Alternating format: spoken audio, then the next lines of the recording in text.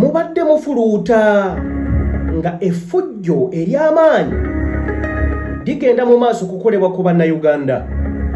Ngambye gye mubeeredde nga mufuluuta ekiro ekikeseza amakya g'olunaku olwaleero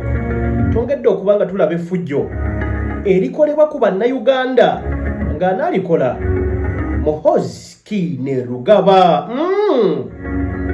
Mukutu gwa AKTV Media ajongera okuba nga mbabuuzaako nate amakya g'olunaku olwaleero. Ennaku z'omwezi lunaku lwakutaano, ennaku z'omwezi limeka 19 bwe mba seerabidde, ennaku z'omwezi 19 mwezi gwa mukaaga omwaka 2026. Nze musajja wa Kabaka da Energy Master Chopper Uganda mpita 11 UG ku lw'ekitongole ekya AKTV Media. Joel Ssenyonyi Bisekezi ndaba wano ali ku lisiti enkakafu ddala. Ibrahim Ssemujjuŋŋanda ali ku lisiti enkakafu ddala kubanga nkutegezezaako nga ntandika nti gwe gy'obeeredde nga weebase effujjo libadde likolebwa ku bannayuganda oyinza okuba nga obadde tontegedde. Kakati wuliriza bulungi okusinziira bw'obukeeredde amakya g'olunaku olwaleero. Producer wange webale nnyo. Ezo ze zimu ku tweets obukeeredde amakya g'olunaku olwaleero. Mutabani w'omukulembeze w'eggwanga lino Muhoozi Kainerugaba ate era nga ye CDF oyagala toyagala yakulira eggye lino ery'eggwanga erya Uganda. Twasose kulaba ng'ebyokusaagirira nga Muhoozi Kainerugaba ezimu ku tweets zaakoze ekiro ekikeseza amakya g'olunaku olwaleero. Mubaddemu tweets ng'agamba nti mu bwangu ddala ayagala Parliament ey'eggwanga eno ey'e12 bakole ku nteekateeka ez'okunoonya leader of opposition omulala. Mu bigambo bya Muhoozi ategeezezza nti ayagala mu bwangu ddala Parliament eno ey'e12 erimu ba Kiruuluuta Yusufu Junior Nkerettanyi, erimu ba Oje omwana okuva eri mu Busoga, teekamu n'omulala gw'oyagala ali mu Parliament eno ey'e12. Kaakati Muhoozi Kainerugaba obukeeredde amakya g'olunaku olwaleero yagenze ku mukutu gwo ogwa Twitter n'atwitinga n'ategeeza nti Parliament eno loopu waayo agikulira mu kaseera kano nga si mulala ye Joel Bisekezi Ssenyonyi. Tamwagala ku bwa loopu era ayagala nti batandikirewo enteekateeka ababali mu Parliament okuba nga banoonya basonge ku loopu agenda okuba nga amugondera, agenda okuba nga akkiririza mu byayagala. Twitter eyo nesooka neeyita netugiraba netugitunulira nga twagitunuulidde neeyita. Tubale tukyali awo kaseera katono tugenza okulaba omukulu ng'ayongerayo Twitter endala ng'ategeeza nti mu kaseera mpaawo kaaga Joel Bisekezi Ssenyonyi wamu ne munne eyaliko omubaka owa Kira Municipality Ibrahim Ssemujjuŋŋanda nti be baddako okuba nga bagenda wansi mu besimenti. Ebigambo bya Muhoozi Kainerugaba bino omanyi bannayuganda bangi ebiseera ebisinga nga bw'olaba tweets ezo tugenda kuba zonna tuziyitamu mpola mpola. Sagala mweraliikirire producer wange webali nnyo webalire ddala. Ebigambo bya Muhoozi ebbanga lyonna bannayuganda oba oli awo babitwala ng'ebyokusaaga, naye ate ngo ebiseera ebisinga omusajja ono bibala n'ebituukirira. Kaakati bwe kibeera nga yasoose kuleeta amawulire n'ategeeza nti Parliament eno ey'e12 bakole mu bwangu bakole ku nteekateeka ez'okulonda leader of opposition omulala. Kyokka ne wayitawo kaseera mpaawo kaaga n'avaayo n'ategeeza nti Joel Ssenyonyi yaddako okuba ng'agenda mu basement, yaddako okuba ng'akwatibwa ye ne munne eyaliko former MP owa Kira Municipality Ibrahim Ssemujjuŋŋanda. Kitegeeza nti weeyogeredde ebigambo biri yabadde abakakasa nti Joel Ssenyonyi Teweewuunya nnyo gwe Munnayuganda ndaba mukutu ogwa AK TV Media omukutu gw'omuntu wa wansi okutya oba okubeera wootudde simanyi onaabaawa wawa onaaba ku mulimu gy'okolera onaaba wakawuwo sinna kindi kyonna kyonna okola singa amawulire gajja ne gakusanga nga gakutegeeza oba nga tukutegeeza nti Joel Ssenyonyi Bisekezi akwatiddwa oba awambiddwa oba abuziddwawo ebintu ebyo ebisatu ekimu ku byo saagala weewuunye kubanga olabira ddala nti olugero oluluke olugero oluteeketeeke okusinziira ku bigambo bya General Muhoozi Kainerugaba asusse n'akugamba nti Parliament muyise mu bwangu mutandike okweteekateeka okubanga mulonda loopo omulala ate agenda okubanga ngondera agenda okumpuliriza ani nayogera oyo CDF wajje lya ggwanga lya Uganda kyesimanyi oba baana abamubalira oba baakabanda bano nga be baleeta obuzibu bano ba Mwami Kasolo simanyi naye sirowooza nti ebigambo by'omwana ono amazima nti byongera buganzi gyali sisuubira mu ndowooza yange agamba nti Parliament abali kudda oluvuganya gavumenti mwanguyirize okubanga mulonda loopu agenda okuŋŋondera wayiseewo akaseera mpaawo kaaga n'ategeeza Joel Bisekezi Ssenyonyi gwenne Ssemujju ŋŋanda mmwe muddako okubanga mukwatibwa mmwe muddako okubanga mugobererezebwa obanga mugobererezebwa okubanga mugenda mu basement bigambo byani Muhoozi Kainerugaba nkugambye teweewuunya kubanga Muhoozi Kainerugaba nga yeyambisa emikutu gye gino gyennyini ejja Twitter oba emikutu gya social media ebbanga erisinga jazzenga ayitira n'ayisako obubaka mwanattu abasinga ku mmwe ne mubutwala ng'ebuli obw'okusaagirira njagala mbajjukize mukatu tusagala mubeere beerabize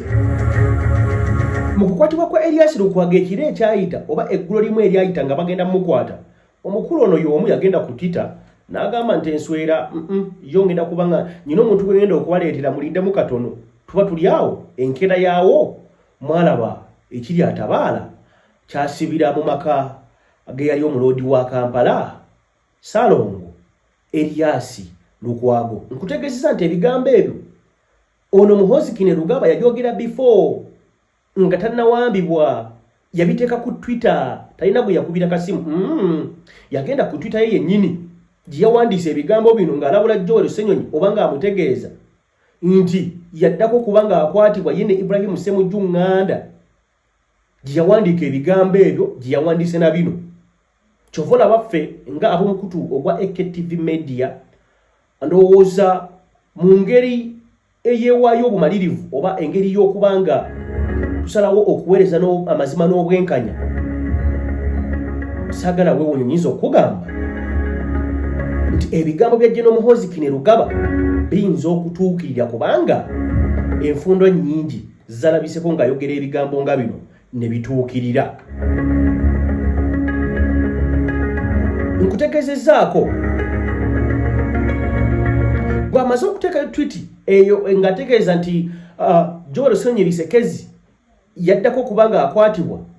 n'agenda waliwo tweet sebbiri zadiriitinzeeyo banyabo ne bassebo mwe abatulaba waliwo tweet sebbiri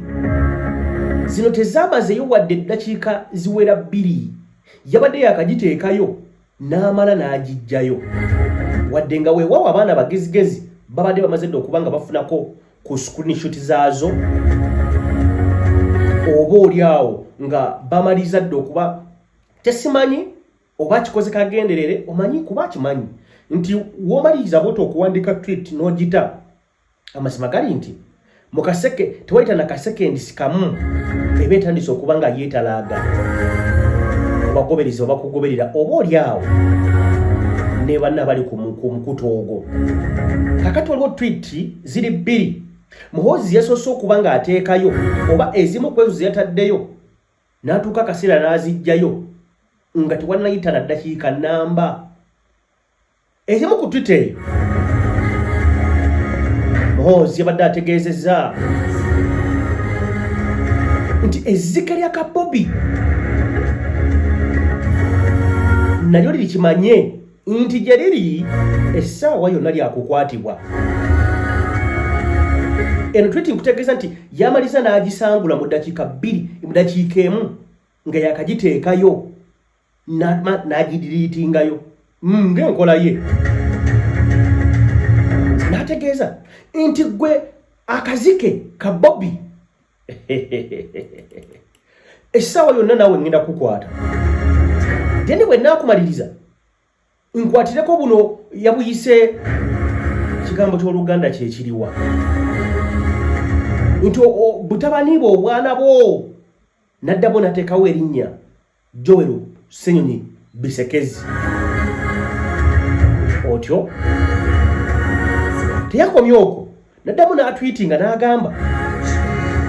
nti okuva we yakutte Erias Lukwago waliwo akativi akamu mbu kativi ka Buganda kalemedde mu nsonga za Lukwago.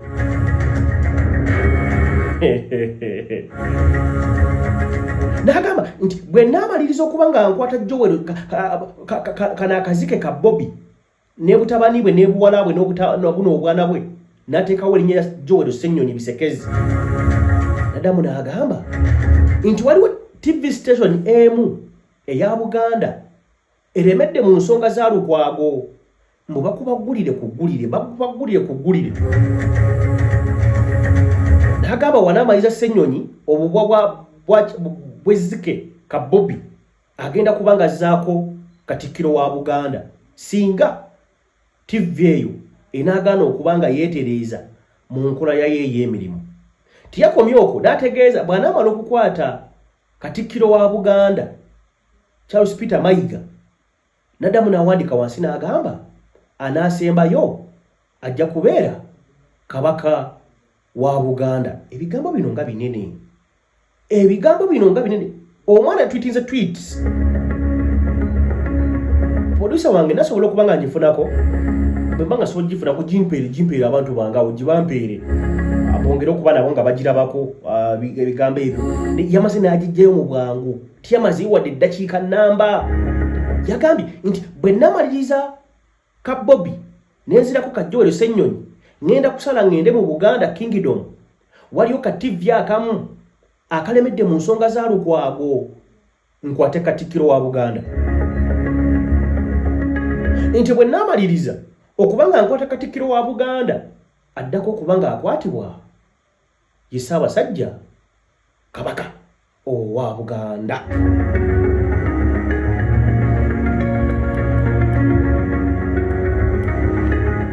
Omwana ono simanyi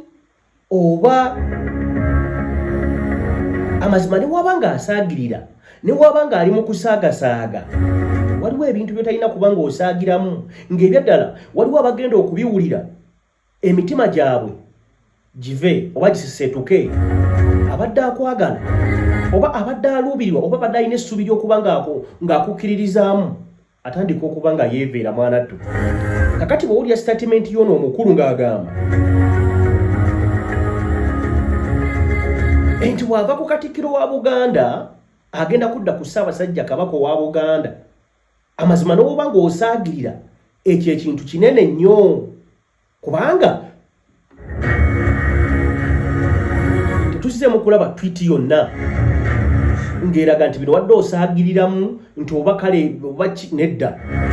naye newoba ng'owadde osaagiriramu ebigambo bino amazima gali nti biyinza okulabikanga bitaabe birungi eri abantu abamu naddala bakukkiririzaamu. Si kyekikulu, si gye nzize size kubanga nkuwabula manyi okugamba nti kakati mukutu gwa AKTV Media program mu kilaasi lunaku Lwakutaano mba mmaze okubanga nange oba oliawo mbukalamuzaamu kola tugenda tambula ffenna gye tunakoma yewaawo. Omukulu y'omu tukyali ku Twitter obubaka bwe nkugambye ekiro ekikisiza makya g'olunaku olwaleero omusajja akyekoze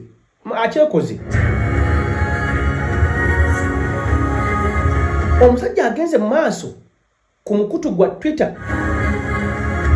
nateekayo ebintu bino nti finally Lukwago asanzeeyo munne ng'agamba akafaananyi ako koli mu kulaba akafaananyi ako okalaba abambaziza kayero obulungi nasooka akafaananyi ako nga bw'okalaba naye Uganda waliwo ebintu by'otunulira n'ogamba naye kakati ddala kakati omukulu ayongedde n'ategeeza nti finally omaze n'omusisinkana muli babiri agamba ni Elias Lukwago nti kyaddaaki amaze n'asisinkana Dr. Retired Dr. Kano Kiza Warren Kifeefe. Ebyo byonna bibaddewo kiro kikesiza amakya nnaku olwaleero nga obadde ludda obadde mu kufuluuta agambye nga bw'olaba akafaananyi n'ekisinza okuba nga kintabula njagala oba nga weetegereza akafaananyi ako olabira ddala omusajja atadde n'akasuwaani nateekako tukiyita kiwunga kale kawunga eyo mmere y'abantu ojja kugamba ekiwunga bagamba ati kakati musajja wa Kabaka naawe akawunga n'ateekako omujanjaalo neddawo ekigambo nga kino ebijanjaalo kale n'alaga nti Dr. Kano Kiza Besigye ne Elias Lukwago finally enjogera ennyangu oba enjogera y'ennaku zino ey'omuvubuka ab'omulembe omutebi bali mu kubanga bakaluma ngamba akawunga Muhoozi Kainerugaba CDF wa ggwanga lino amazima waliwo embeera etuuka n'owulira nga waliyagadde okole omulimu gwo gwasomerera oba oli awo n'ogamba naye kakati nawulira ntya bunaakya butya nga nze omu ku mukulu oyo batadde ku alisiiti for example ngeza bugeza sigambe bituufu eke master nti gwaddako oyinza kuwulira otya kakati oba oli awo oluusi ensonga ziba nnyingi zosobola okuba nga otemaatema ku mwami oyo naye oluusi n'ogamba sinze NTV Aga Khan gundi ate kakati emigabo simanyi bakagitunda yagigula simanyi mu Tanzania naye mu Yindi ogamba nze sigwe ebimukambirekere NTV oba oli awo naye ffe ku mukutu gwa AKTV Media tugezako kubanga tubawa ekyo ekituufu oba oli awo tutasobola kubanga osanga awantu awalala wonna yensonga lwaki olina okusubscribinga omukutu guno video olina okubanga ogituweeramu ekigalo gikonemu ekigalo bwoti esobola okubanga yeeyongerayo mpozi teweerabira n'okukomentinga kyoyagala oba kyolaba kitambula bulungi nga tekitambula bulungi mu programu eno oba oli awo kyoyagala tukyusemu oba twongeremuko naye nga olaba gwe mu ndabayo kibulamuko tujja kubanga tukitereeza amazima gali nti komenti oba message yo n'atuwandiikira tujja gitwala nga kikulu Muhoozi Kainerugaba CDF wa ggwanga lino mwana wa mugwakunaawo ng'ennaku z'omwezi 23 ennaku z'omwezi gwakunaawo lwazaalibwa emyaka kamuveeko kamwesonyiwe tugende ku nsonga endala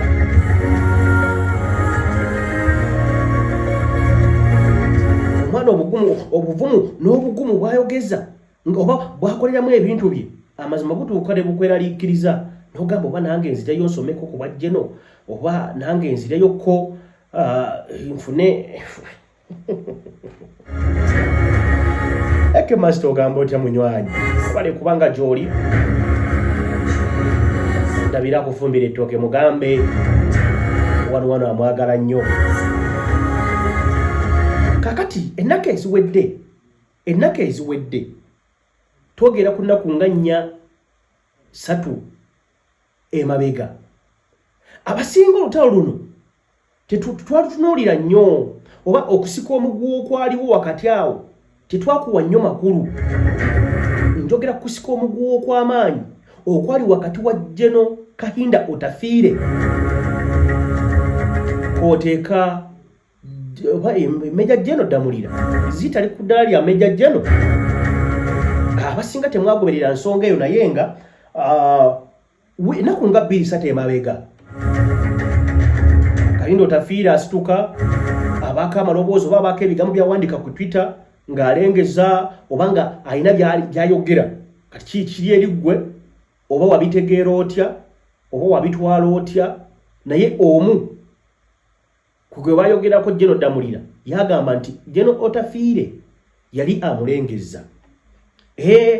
nti General Otafiire ono yali alengeza General Damulira era twalabako olunaku General Damulira ono bwe yali ku kitebe kya National Unity Platform emmanja awo mu baana abageta abali awo emmanja awo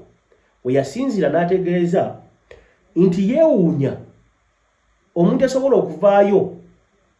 n'azoleya oba n'akakkanya ekitiibwa kye kyayina ekya bwammeja General yavaayo n'ategeeza nti ekitiibwa ekyo kyayambadde ky'amaanyi si mmere kulya bakikolerera ate era oba baagala oba tebaagala bo baana balonde basiimibwa kakati amawulire ge tufuna obukeredde amakya gonna ku luno olwaleero General Kahinda Otafiire yaganiddwa okuyingira State House olunaku olw'eggulu okusinza ku mawulire ge tufuna ge tuloba galaga nti General Kahinda Otafiire wamu n'abakungu abalala abaakabanga bafuna ebifo ebyobwaminisita wadde mwalaba abaakyusakyusa ate gundi eno ne bamuteeka eno oba gundi ne bamuteeka eno nti wabaddewoko olutuula olwatudde mu State House e Nakasero ng'olutuula luno lwetabiddwamu abamu ku baminisita abapya oba mu cabinet empya Mwami Museveni gye yakalonda gyagenda okuba ng'akola nayo emyaka gino 5 amawulire getwongera okuba nga tufuna era nga tuloba nti General Kahinda Otafiire yaganiddwa okuyingira State House okutegeezezako ennaku 3 eziyise abali ku mitala yogera ku Twitter oba X yogera TikTok, Facebook n'emikutu na Instagram mulabye abaana nalala betumanyi nga ba bloggers eb'ekibiina ki NRM baavayo bangi bakola obutambi obw'enjawulo abaana nga balabula General Kahinda Otafiire komyo obunankani baana bayogera bingi nga bana aboogera bamanyiddwa nga ba blogger ba kibiina ki NRM kakati amawulire getwongera okuba nga tufuna ennaku eziyise General Kahinda Otafiire yagenze okuba nga atuulako mu meeting ejaba minisita oba ba cabinet empya yakalondewa n'aganibwa okuba nga ayingira Nakasero State House nti wabaddewo akajolagana ak'amaanyi okusinziira ku kigatto waffe ow'omukutu guno ogwa AK TV Media atutegeeza nti wabaddewo okusika omuguwa okw'amaanyi wakati wa General Kahinda Otafiire ng'awakanya ekyokuba nga bamuziiza okuyingira mu State House wangi nti kyatwalire ddala eddakiika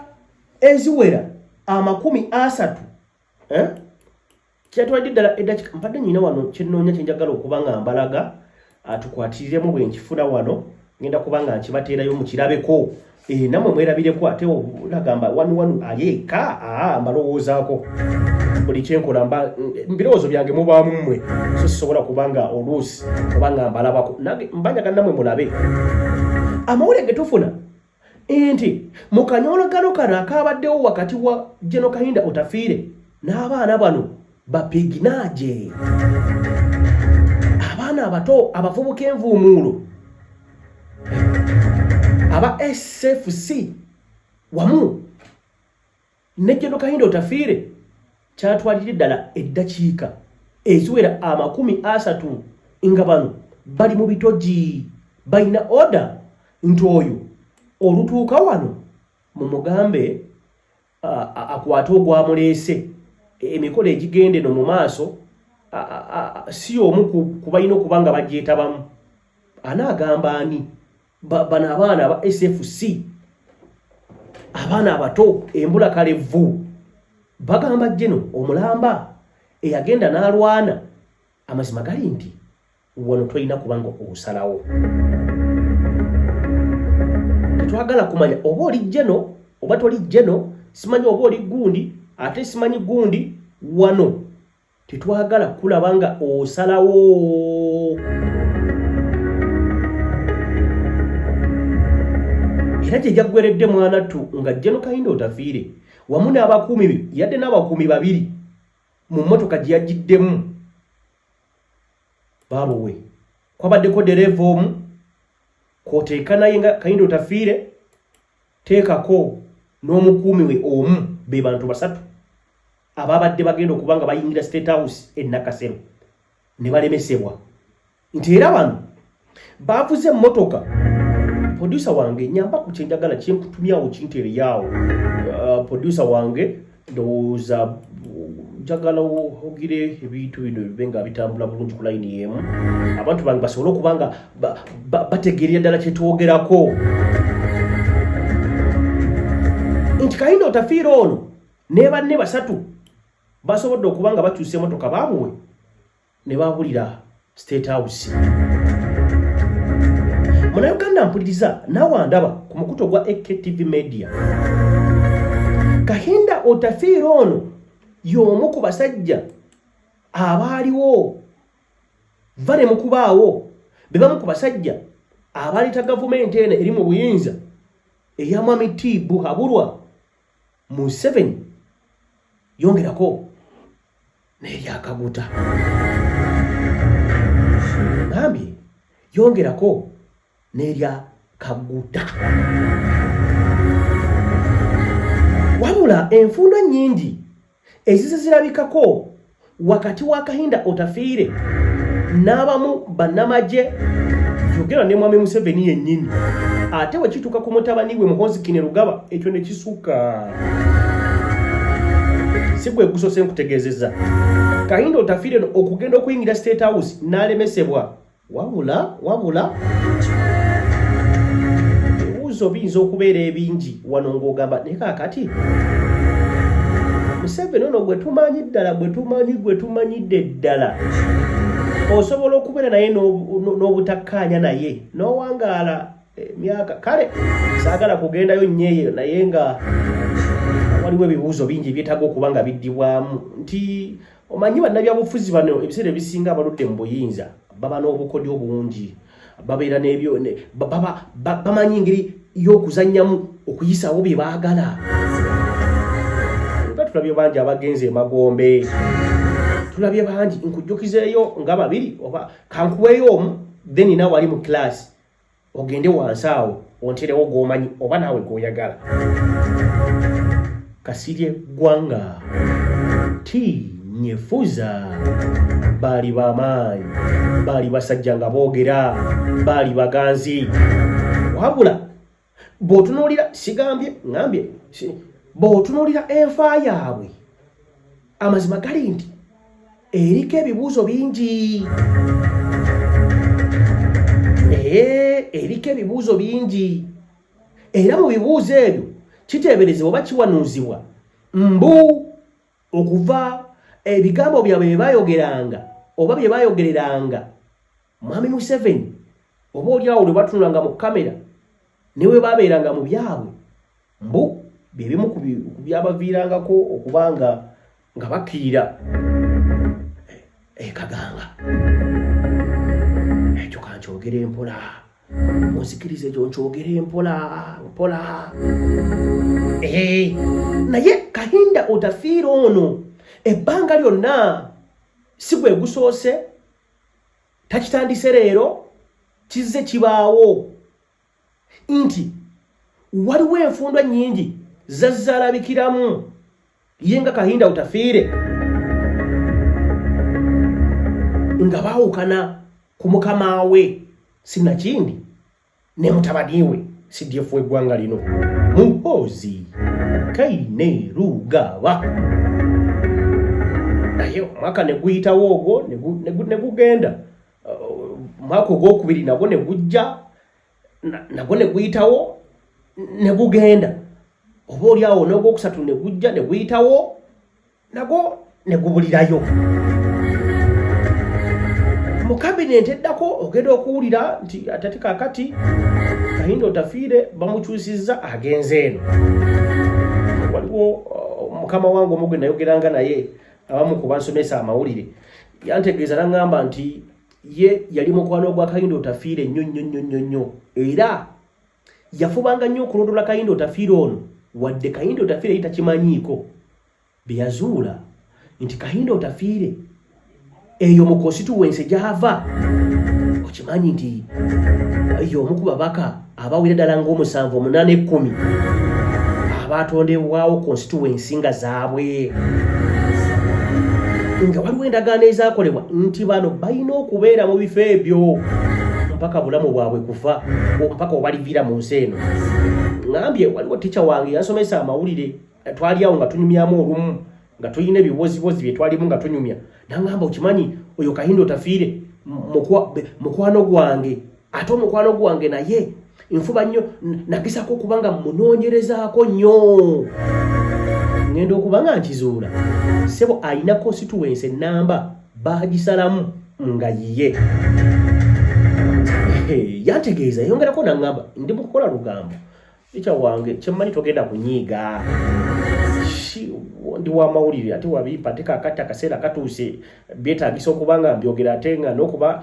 kankolera abantu mukutu gwa AKTV tukolera abantu tugamba mukutu gwa muntu wa bulijjo. Ayongera musomesa wange n'angamba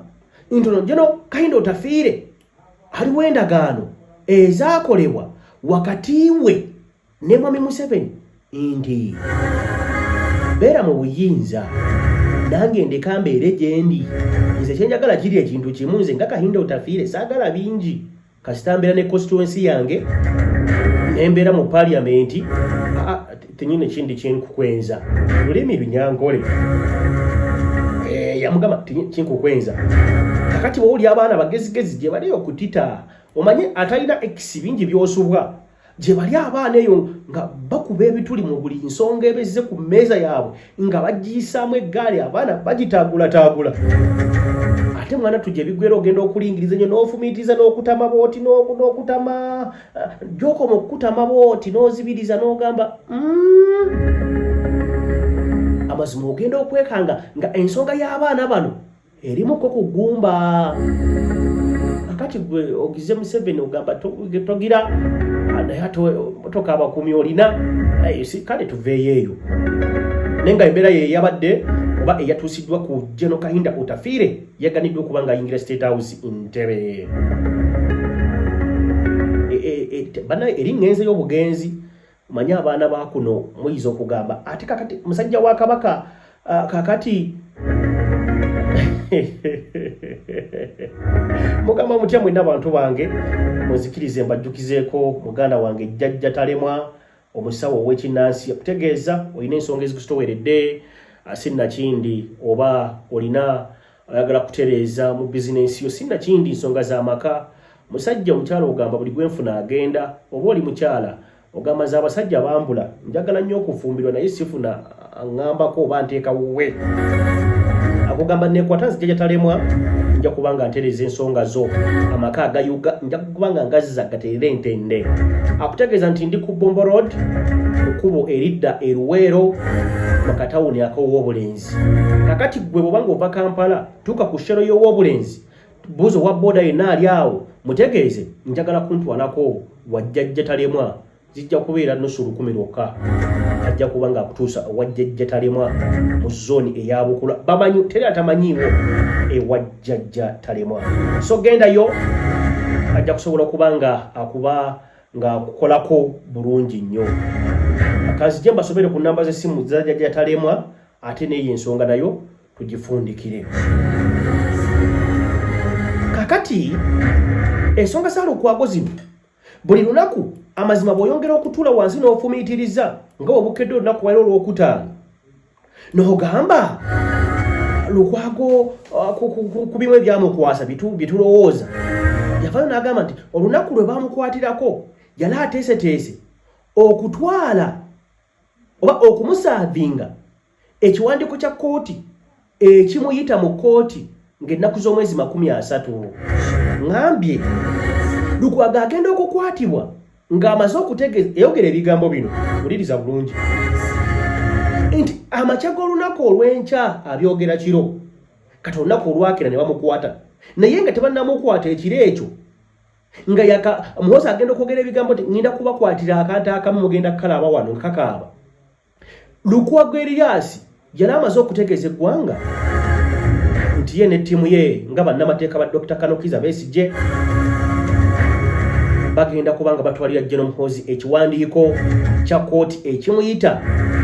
mu butongole okubaawo mu kooti wali ku High Court mu kibuga Kampala Uganda ng'ennaku z'omwezi 30 mu musango ogumuvunaanibwa oba ku bigambibwa mbu yatiisatiisa litaadi Dr. Kano Kizza Besigye oba mbu ayina enteekateeka ez'okubanga amujja mu bulamu. Era mujjukira Esige Damuzi oba kooti yasinzira ku lunaku olwo zali nnaku z'omwezi nga 13 bwe mbasa erabidde zali nga nnaku z'omwezi 11 zali nga 11 wali ku High Court kibuga Kampala Uganda. Bawa bannamateeka bano okuli Erias Lukwago, okuli Medadi Lubega Sseggona, Martha Kaluwa ne bannamateeka yogera ku Aaron Kaija yogera ne ku n'abalala kale. Kooti yakkiriza nebawa bagende basaavinge Muhoozi Kainerugaba ekiwandiiko ekimuyita mu kooti okujja okwewozaako ku bigambibwa ebigambo byayogera ku Dr. Kano Kizza Besigye oba byamutiisatiisa ayagala kumutta era ne mission mbu zali zigendera ddala mu maaso eza General Muhoozi Kainerugaba okubanga asaanyaawo obulamu obwa litaadi Dr. Kano Kizza Besigye. Kakati abaana abagezigezi bali ku mikutu migattabante eyo babuuza ebibuuzo bwe kibanga Lukwago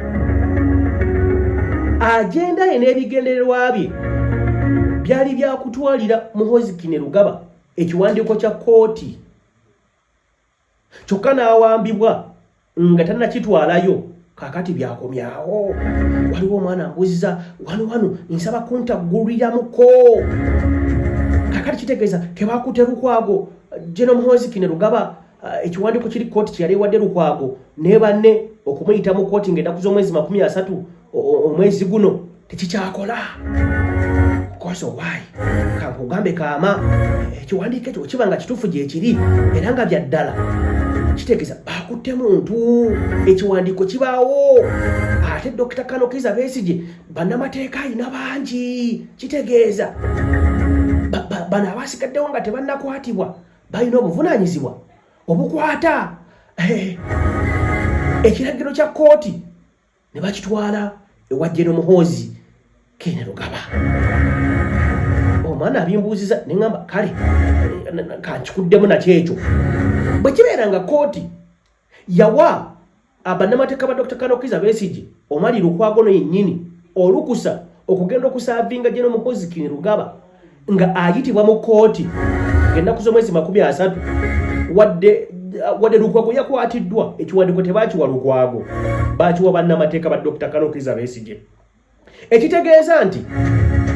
bannamateeka bano balina okutekinga over, balina okutulirawo mu ntebe ezo bakwate ekiwandiiko. Lukwago yategeeza nti yagenda okukulemberamu tetwamanya baani bagenda okuba nga agenda nabo, naye kakati ekiriwo ndoza Basseggona ba Mathias Mpuuga Nsamba si bannamateeka munnamateeka gwe mmanyaawo teekawo munnamateeka waani munnamateeka Kyowentomo basobola okutandikirawo wennyini kubanga ekiwandiiko kati wakuba nti tetumanyi bayinza tugamba nti ekiragiro kya kooti ekyaweebwa ba Lukwago oba ekyaweebwa bannamateeka ba Besigye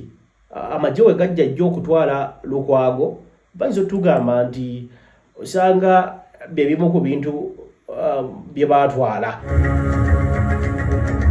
Kakati omwana omugesigezi wano wagambira ekitegeeza nti babanguyizaako amagye gakitwala ekitegeeza nti Muhoozi yakifuna. Kakati musajja wa Kabaka ng'ennaku z'omwezi 30 Muhoozi anaabayo mu kooti. Ndeka wabula ndeka mundeke temwagala Rono yagala yakalati mungulira aka white akabola akatiisa mungulira aka white naye mukateekeko number plate kubanga ennaku zino drone bannayuganda ezigira tezibako number plate zikole fujjo kakati 11 oyagala ka drone kakalachi bampaka white nga kaliko number plate kawuke ku ziri bayinza okuba ne batugamba akakati enteekateeka ez'okutwalira Muhoozi ekiwandiiko amagye we gajja Walukwago bagenda nakyo bana bakitwala nti ab'amagye ekitegeeza nti bakitwala wa bayinza okuba nga bakitwalira mukama waabwe kakati mwatugamba mwali mumunoonye ebbanga nga wabula kati mulaba kisoboka okubanga babanguyizako mu transport tulina waaka wabula ntegeezezza njagala ensonga eno tugitegeere bulungi tuve ku kiti kiri kyensobola okuba nga mbannyonnyolamu waliwo yakimbuzizza kati bwe tugenda muzzeemu katugende ku nsonga eno amazima gali nti wadde Erias Lukwago ng'omu ku bannamateeka ba Besigye yakwatiddwa mwena mwabirabye naye ekiragiro kya kkooti kino kiyali yawa bannamateeka bano okutwalira oba okunoonya General Muhoozi Kainerugaba bamusavinge alabikeko mu kkooti kitegeeza kiba kikyaliwo era munnamateeka yenna asobola okukikwata n'akeera ku makya n'ayambala bw'aba nga alina ettayi n'agisiba bw'aba nga alina akamotoka n'akakebera ku mipiira bw'aba nga talina kamotoka baabwe n'atunula mu waleti bw'aba nga alinamu ezakabodaboda n'akabakkira n'ayolekera eddene okunoonya omukulu CDF waggwanga lya Uganda. Abaana bali eyo bagamba kakati byakoma wa mugende mumugire mutwale CDF twagala kumulaba mu kkooti what are you babikuwa bitwaleyo gwanga lya Uganda mukutu gwa AKTV Media nchali musajja wa Kabaka da Energy Master Chopa Uganda mpita wanu yugi program mu class wamma kakati osobola okubanga joli oli munnamateeka osobola okutuyambako nogamba aze nkisobola kakati nze Lukwago ne ba chimpanzee nkitwali omukulu nkimutwalire nze bampita mu miransanafu nze nayita mu ttanu n'ebisigadde byonna osobola okweyita amanya g'oyagala balango otwalire omukulu ekiwandiiko oba oliawo ekibuyita mu kkooti ng'ennaku z'omwezi 30 omwezi guno yayitibwa wali mu commercial court oba mu high court mu kibuga Kampala Uganda. Kinajjukirwa nti omusajja wa Dr. Kanokiza Besigye guno omulundi ogwasembayo kkooti eno Besigye ne banne okuli Obedi Lutale akoteeka munnamagye omu balina okubanga balabikako mu kkooti eno wabula tebasobola kubanga balabika mwanaddu tebalabika mu kkooti eno olunaku olwo kkooti lwewa bano obuyinza obunoonya Muhoozi bamuleete mu kkooti ng'ennaku z'omwezi 30 Dr. Kanokiza Besigye yalina okuba ng'alabikako mu kkooti eno wabula teyaleetebwa era omulamuzi yategeeza nange sikirinako kumanya mbadde mumanya agenda kujja naye kataleeteddwa tulinde ng'ennaku z'omwezi 30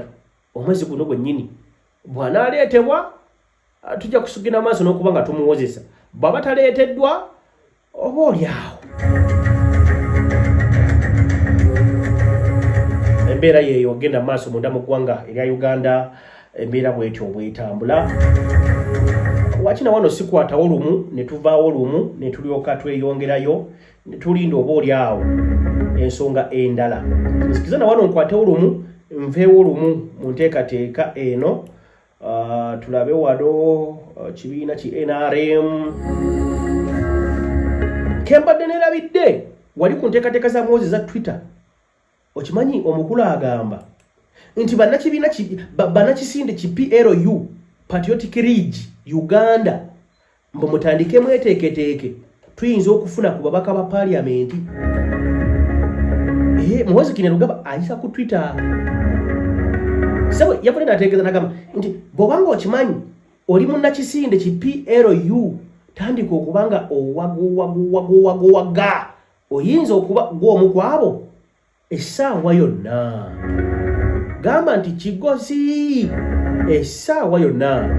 oyinza okwekanga nga oyingidde paliamenti y'eggwanga erya Uganda tetumanyi oba mukawayiro ki oba ki oba bunaba buyinza n'agamba kakati gundi oba nakera agambe Haji Mulyanyama vaye Makindye vayo omuntu wange wa pero yu ajayingire omuntu wange Katabazi Francis owebukoto eno kyoluta gye yakola ki gye yatwala muyinza okubanga muli awo nga mumwekangira mu parliament anti CDF wa ggwanga lya Uganda ku mukutu gwo gwatitanga gyayitira ekiro kikisiza amaca gonna kuba luno olwokutano kati ku lunaku olwokuna ekiro nti bannakisinde ki PLU batandike betegekere parliament batandike okubanga bawawule bagenda kubanga bayingira parliament y'eggwanga erya Uganda. Nze naawe tetumanyi obaddi oba mu ngeri ki kubanga bagenda mu parliament ffenna tukimanyi nti baba balonde abantu bagenda ne bategeka akalulu abantu ne balonda abantu be baagala ne babasindika mu parliament naye kati tumanyi mu Uganda akalulu kaggwa kati tetumanyi ngeri yonna naye oba oli awo bazi babikola olaba ne yalondebwa n'awangula si yafuga waliwo n'ogambye eki mundeke ate kakati usagala mwagala gabate wanu yagize naye nga mbagala nnyo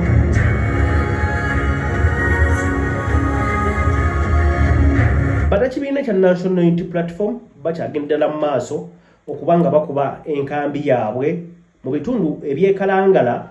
nga bagenda mu maaso kubanga banoonyeza Irene obuwanguzi bw'okujjuza ekifo kye yali omubaka omukyala Helena we Nakimuli eyatuva ku maaso gye buvuddeko kakati waliyo by election kakati banakibiina ki NUP enkanda bazitwalira ddala bazisiba eyo gye basiiba gye basula nga bagezako okubanga banoonyeza omuntu waabwe Irene okubanga atwala ekifo ky'omubaka omukyala owekalangala. Kyamanyi n'olunaku olwaleero n'olwokutaano bannakibiina okusinziira ku programu yaabwe gye bali ekalangala bakyagenda maaso n'okubanga basagula obuwagizi. So mwongere okubanga musabirako ngamba ba NUP ng'ogamba ze ndi wa NUP kubanga tulaba waliyo amaanyi gye muvuddeko twawulidde amaloboozi ga minisita omu ono w'ekyotere ono mujjukira ono w'ekyotera ng'agamba abantu bekalangala lwaki mukkirizibwa okumanyirwa kakati kye mugamba mwe temulina baana basoma lwaki mukkiriza okubanga babaleetamu abantu ne bamugamba sebo ono Irene mwana wa kizinga kakati twala tujja kubanga tukuyitira king atata wanu naawe baako byosirikira ng'omuntu beerako ow'emmizi minisita we kyotereeyo buli omwana agamba kakati kasolo muje mbadde ndi mukuyimba mukayimba ntuse nempulira nga nyina mulalo y'okuyimbamu akayimba nenoonya akayimba kemba nnyimba kansudde wakingisa akagamba mbu kasolo muje akasolo kalya lumonde bwange muzikirize sinza sukako nnyo wano okujjako okubanga mbeebaza abentambudde nammwe nate akawungezi konna ku luno olwaleero mukutu tubadde kugwa AKTV Media Uganda era mbadde wano yugi musajja wa Kabaka bwe tujja okubanga tukikolanga awatali kwekuluntuza akwita kukola ki kwekuluntaza okwekuluntaza tuiza kwekuluntaza mu ngeri y'okubanga tubaweereza tubategeeza tugenda kubanga tubaweereza eitakera tugenda kujula so omukutu guno ku subscribing atitegeeza muno bayite nga 10 bagambe mujje tuguyiikeko eno we wazza akasajja akalina waaka eno omusajja gyali sono lw'ensonga eyo muzikirize signing out tukwatagane olunaku tukwatagane mu ssaawa eziddako insha Allah nsuubira mu kaseera akatali kaawala waliwo ensonga zendi mu kulondoola wano bwe naabanga mmaze okubanga nzifuna nga zingwa mu 5 ng'enswera yange emaze okubanga eziteeka ku mmeeza yange bwe paba ngenda kudda mu bwangu nnyo nsobole nazo okubanga nzibategeeza bannange munzikirize mbasiibule mpozi n'okwongera okuba nga mbategeeza nti ffe ng'omukutu ogwa AKTV Media tweyamye okuba nga tubaweereza entakera, tweyamye okuba nga tubaweereza ekyo musinga okuba nga mwagala ase ekyo ffe kye twagala. Tugenda kukola ekyo kye musinga okuba nga mwagala. Tuteekemu obwesige tegeeza munno nti obusajja akasajja ka 11 UG akasajja kawaaka kali eno ku luuyi luno gikakolera ebintu byako. Abankumira takumira mpeera Ssaabasajja Kabaka awangaale. I'm signing out. Assalamu alaikum wa rahmatullahi ta'ala wa barakatuh. Ngenze